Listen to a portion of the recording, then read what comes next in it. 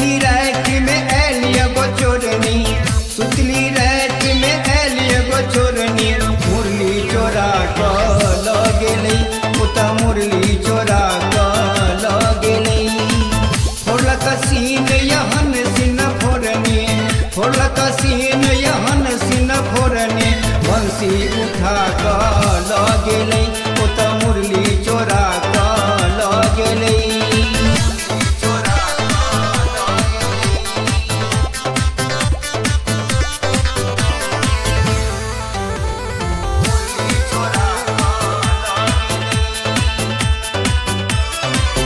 चरवाही डंटा गायक घंटा, संगर दामो मोखारी लगेलै।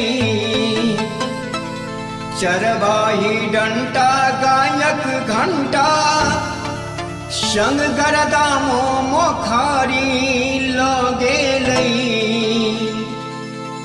नहीं ओगर लक बलराम भैया, नहीं ओगर लक बलराम भैया, भोजनों के थारी लगेलै, ओता भोजनों के थारी लगेलै। फोड़लक सीन यहन सिन फोरनी, फोड़लक सीन यहन सिन फोरनी, बंसी उठा क लगेलै, ओता मुरली चोरा क लगेलै।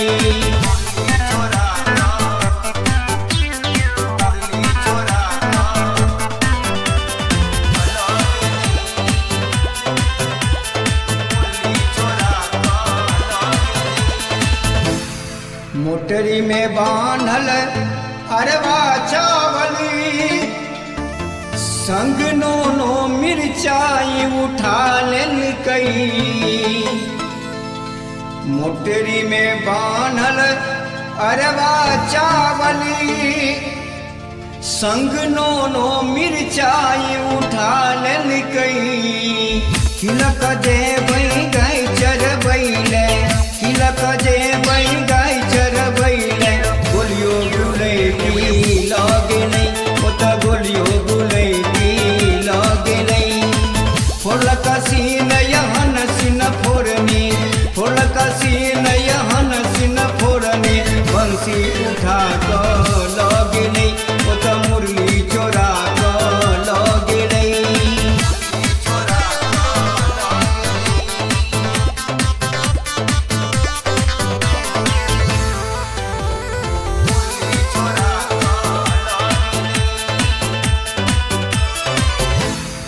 एहन उछन्नर साथ घरी, दुश्मनों के नहीं कोई करैती हेतै।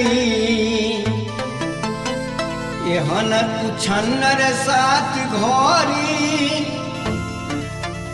दुश्मनों के नहीं कोई करैती हेतै। जेना जरै छै कान्हा सा गोपी, जेना जरै छै कान्हा सा गोपी, ओ ना कोई निजरैती हेतै, ओ ना कोई निजरैती हेतै। फोड़लक सीन यहन सिन फोरनी, फोड़लक सीन यहन सिन फोरनी, बंसी उठा क लगेलै, ओता मुरली चोरा क लगेलै।